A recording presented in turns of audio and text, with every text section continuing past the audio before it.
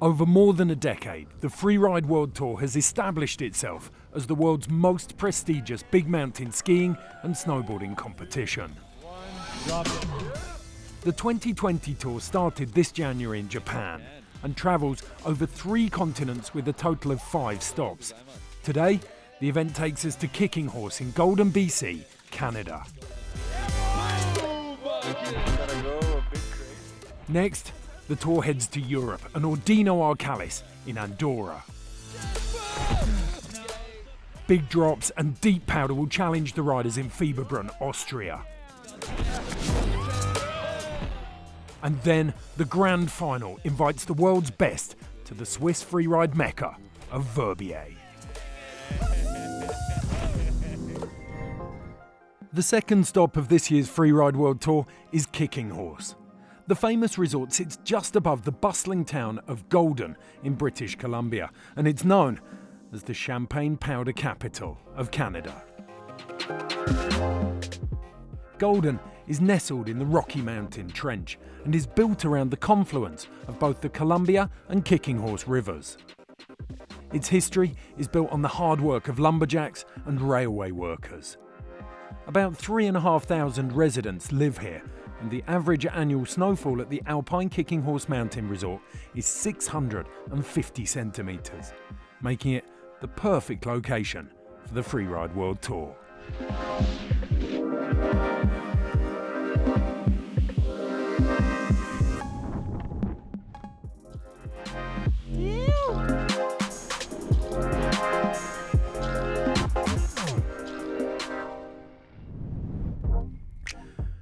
This year, the ozone-facing Kicking Horse offers 2 different starting points for the riders to choose from.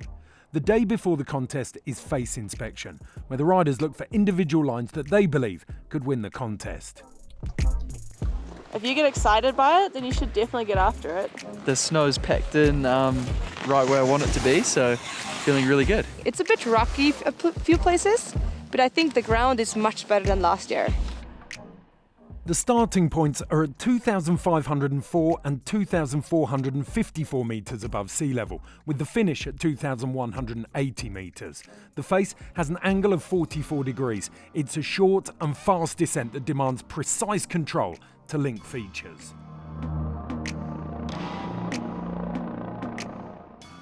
A stunning day greets the Freeride World Tour in Kicking Horse, which starts with the men's snowboard category. The first stop of the tour in Japan wasn't that playful. The snow was decent, but the face was less than perfect. Elias Eilhart from Germany claimed third, impressing the judges with a beautiful method, followed by a backside 360 in the middle of the face. American rookie Nils Mindnik was second, proving his big mountain credentials on the face in Hakuba, working a spine beautifully in the midsection of the face into a backside 360. But the winner of the first tour stop was Frenchman Victor Delarue, showing a perfect blend of freestyle and big mountain skills. He set himself up with a huge hit at the top of his run and was rewarded with victory.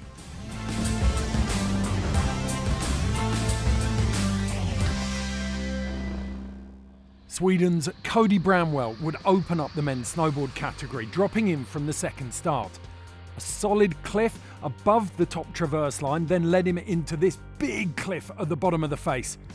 A clean stomp was enough to earn 4th place for Bramwell.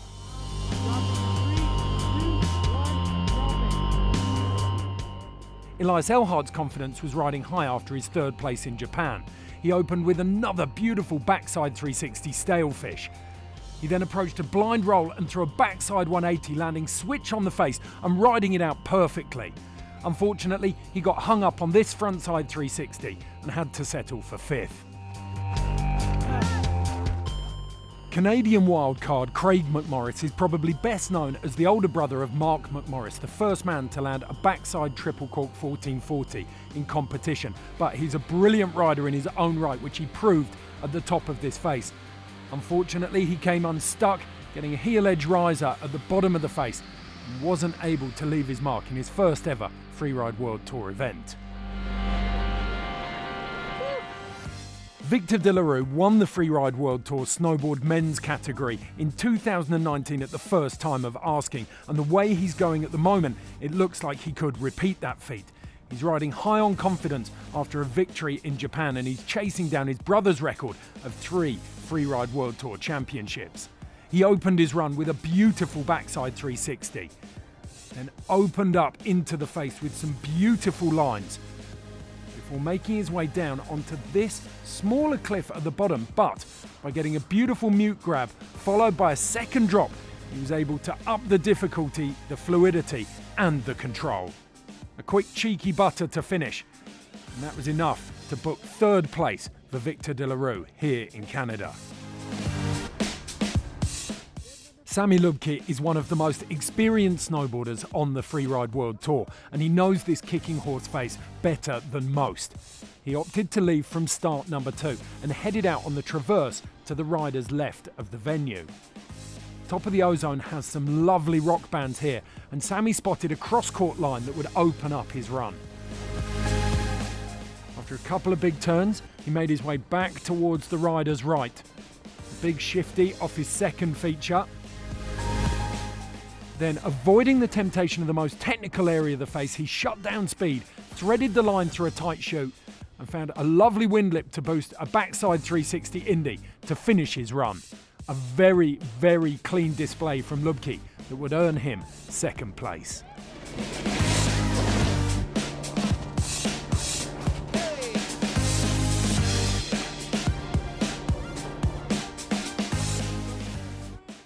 Another American veteran is the scientist Jonathan Penfield. He struggled to make his mark on the tour in recent years, as the more glamorous film riders have come in and stolen his thunder. But when things go right, he's got the most elegant style that can make things look effortless, like this half cab that opened up his run off the top cornice. He then went for the stock ridge in the middle of the face, and like Elias Elhart and Victor De La Rue, threw a backside 360. But he was able to pack in far more features than everyone else. A frontside nose bone. He then made his way back across the face to loft this method off a beautiful cliff. Just as everyone thought the run was over, he managed to make his way back across the face for a frontside nose bone off that bottom lip. Plenty of big features to entertain the judges, and it paid off for Penfield, who took 1st place here in Kicking Horse.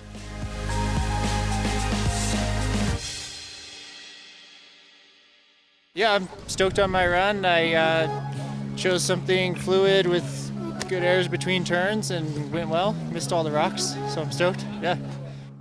So these are the men's snowboard results. Elias Elhart clings on to the top 5 spot despite that fall on his frontside 360. Victor De La Rue is in 3rd, Sami Lubke in 2nd, and Jonathan Penfield back up on top in 1st. In the overall rankings, it's Victor De La Rue's consistency that sees him topping the table after 2 stops, followed by Penfield and Lubke.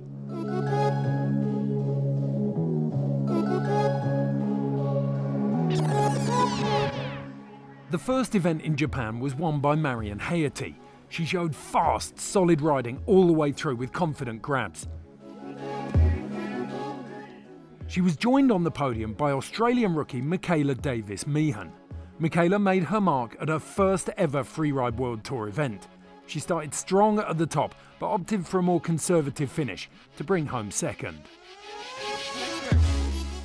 3rd in Hakuba was American Erica Vikander. She convinced the judges with great board control in variable conditions.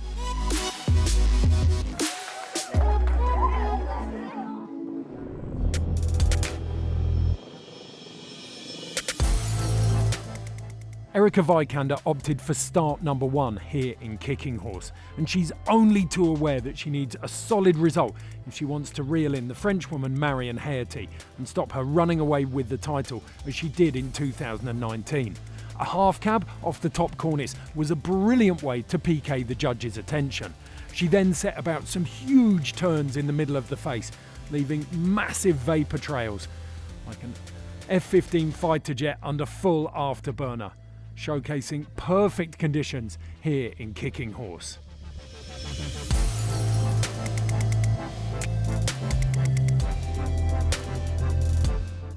She found her way onto one feature down at the bottom here and then end the run with more beautiful turns into the finish area.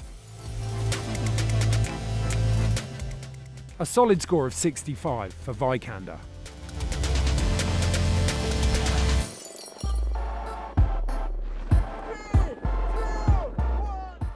Claudia Avon was given the local wildcard. Hailing from Whistler, she is no stranger to this kind of terrain or British Columbia's champagne powder. She stayed high on the ridge to start the run.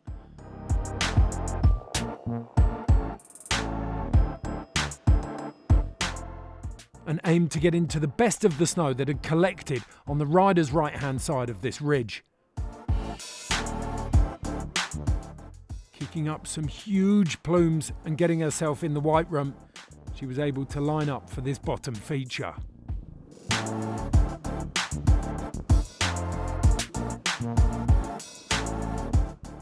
Threading the needle through two chutes and ending with that huge fast air, Claudia Avon left her mark on her first ever Freeride World Tour event.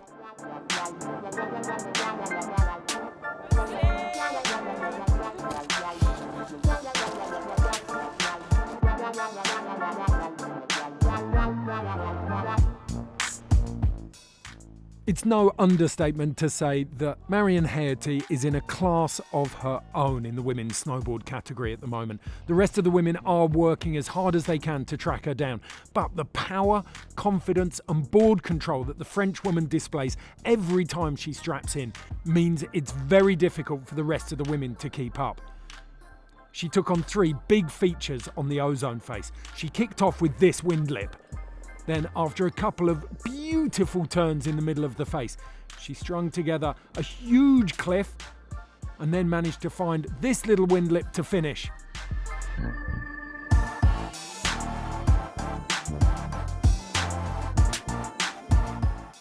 And it meant the judges would have no hesitation in awarding Marion the top score of the day. 80 points for the Frenchwoman and yet another victory.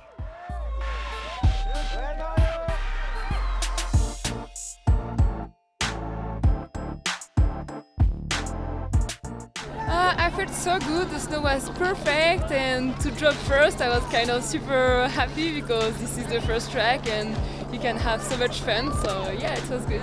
So Marion Haerty from France takes first place. Second is the Canadian Claudia Avon, followed by Erica Vikander from the United States.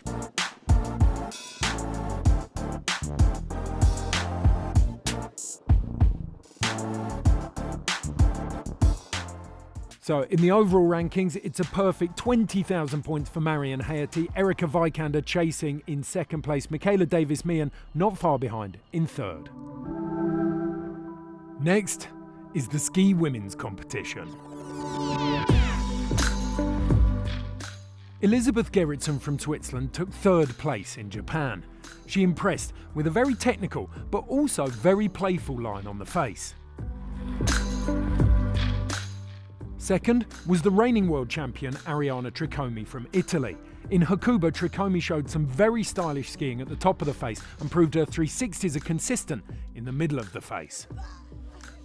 Hedvig Vessel from Norway took the win in Japan. She opened up with a very solid cliff at the top and then impressed everyone with a huge backflip at the bottom of the face.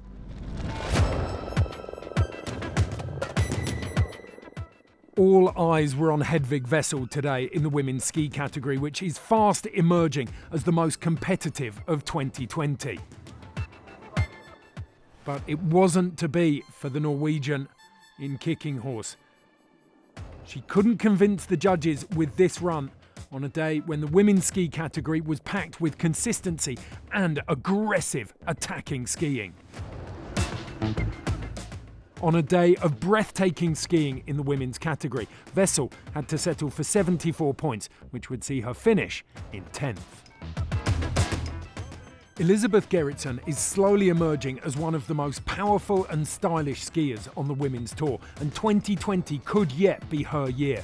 She attacked the face here in Kicking Horse with her signature brand of powerful, fast skiing.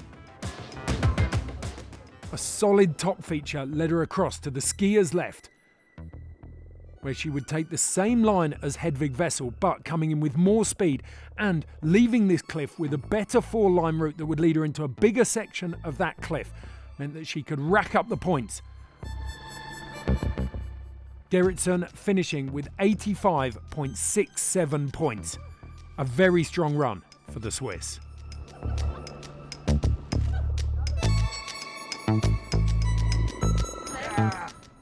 You might think that the strain of trying to defend 2 world titles would be telling on Ariana Tricome, but in fact, the opposite is true. She looks to be having as much fun and is as relaxed on her skis as anyone has ever seen her, and that was proved by her confidence to throw a 360 off the top cornice of the ozone face. She backed that up with that inimitable style that she shows in deep snow. Taking a similar line to Hedvig Wessel and Elisabeth Gerritsen, she moved quickly and lightly on her skis. She took the same line as Gerritsen through this feature, going 4-line off the top drop and then 4-line again on the second drop. For Tricome though, the 360 would prove to be the difference with the judges, and she sneaked ahead of Elisabeth Gerritsen with a score of 86 points flat. The New Zealand Freeride World Tour rookie Jessica Hotter had an event to forget in Japan, but she was desperate to make amends here in Kicking Horse. Coming out of start 2, she took the high traverse, and rather than follow it round, she dropped in straight off the top. This impressive cliff gave her access to a big, clean face, which she used to its full potential. A second feature saw her clipping a tree, but she barely broke stride. She then cut into one of the most technical and exposed areas of the face, sending this cliff and stomping it, much to the enjoyment of the judges. The score of 88.33 would see Jessica Hotter take the title here in Kicking Horse.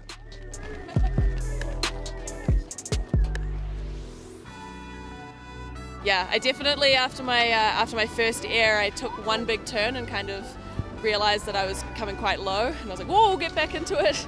But yeah, no, it was definitely over faster than what I thought it would be. So, confirmation of the results in the women's ski category. Jess Hotter tops the rankings. Ariana Tricome very close behind it in second. Elisabeth Gerritsen even closer to Tricome in third. Hedvig Wessel all the way down there in 10th. So how do those results affect the overall standings? Well, consistency is king. Ariana Tricome leads ahead of Hotter, Wessel and Gerritsen. Last, but by no means least, is the ski men's category. In Japan, René Barkrud from Sweden took third place with a beautiful backflip to open his line, and he impressed the judges with some perfect technical skiing. Second was the Kiwi, Hank Billis. He came out guns blazing and opened his line with a huge cross-court transfer. He backed that up with a lovely 360. But the winner of the first tour stop was the American Drew Tabke, who showed his signature smooth riding and a perfect backflip. For that, the judges rewarded him with victory. Logan Pehota was one of the first men to drop. The winner here in 2019, he was desperate to repeat the feat. Unfortunately, he lost an edge on landing and was thrown into a huge cliff band. Luckily, he walked away. Yu Sasaki took an uncharacteristic crash on a very small cornice drop, but then made amends again with this vast cliff at the bottom of his line.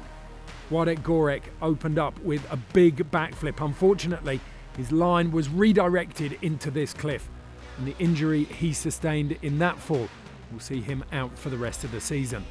Drew Tabke is always looking for an unorthodox line to catch the judge's eye, and he did that straight out of start gate 2 in Kicking Horse. He came to the rider's right-hand side and added a drop that no one else had seen. He then went into this 360 but over the handlebars, and he robbed himself of a chance to back up that win in Japan. Hank Billis opted for quality over quantity. Only one big feature in his run, but when it's a 360 of this size, I don't think it really matters. So some big name scalps dropping in the ski men's category, illustrating just how competitive this is and the fact that you cannot compromise anywhere if you are going for a podium spot. Andrew Pollard impressed everyone with his skiing in 2019, and he started 2020 exactly where he left off in Verbier. He got a 4th place in Japan, and he was very keen to back that up with another strong showing here in Kicking Horse. He started from gate 2 and then took off that huge cliff at the very beginning of the high traverse. That led him down into the same cliff that we saw Jess Hotter do. A lovely 360 set him up, and he made his way back over onto the right-hand side of the face. A little skip into the bottom, where he was able to catch this last transition and send it long and deep. Andrew Pollard had a very tidy score under his belt.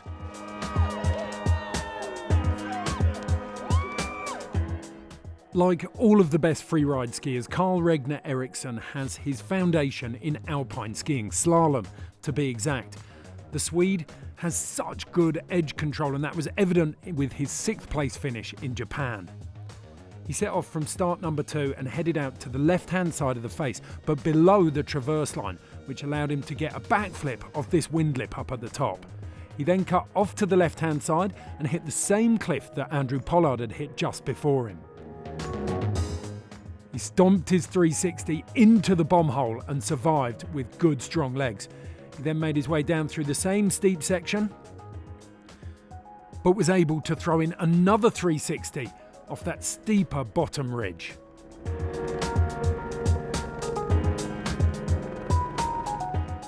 Another very strong score for the Swede, 80.33.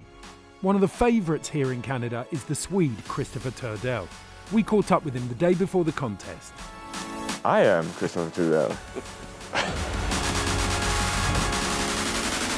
I spend my winters traveling America, Japan and Europe, skiing with my best friends and competing. The main thing is just to stay healthy through all the travels. You survive jet lag, opera skis, and get lost in Tokyo, carry our ski bags all over the world and eat healthy. So if you manage to catch a cold or hangover on the wrong day, you won't ski as good. So you have to take care of yourself and have good timing. Try to keep everything simple and keep your routine so you can just focus on your comp run. I mean, learning the face and watching it in your binoculars, because you're not allowed to go into the venue at all before you run. It's a huge part of the sport, and people often don't realize that we're not actually able to ski or be in the face before. So the more time and the more you know, and being able to turn that around in your head and experience it and visualize it, because I think it's super important for safety and being able to put down a good run. It's impossible to pinpoint who is going to be on the podium, because there is at least half the field could win the comp, it feels like. It comes down to who's having a good day, who's having the best feeling and good timing as well in picking a line that works that day.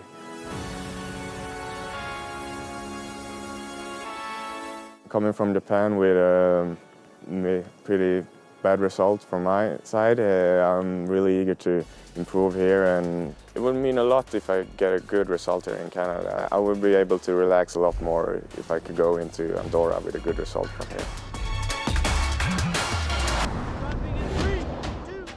After a disappointing 12th in Hakuba, Turdell starts as number 20 today.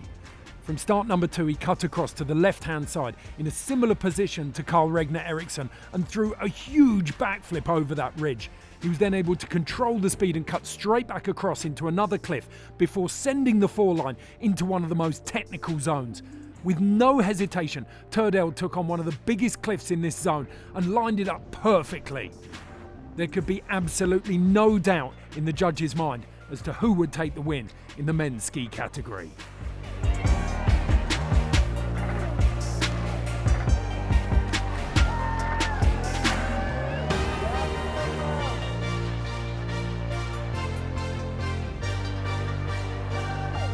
It's overwhelmed like this.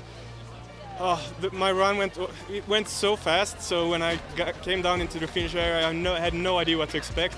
It's just the adrenaline just flows through your body, and you're just so happy to be down here, and getting a result is amazing. So a spectacular run from the Swede Christopher Turdell sees him take the top spot, followed by compatriot Carl Regner Eriksson. In third place, it's Andrew Pollard from the USA. Andrew Pollard actually leads the overall tour now, followed by Carl Regner Eriksson and Christopher Turdell.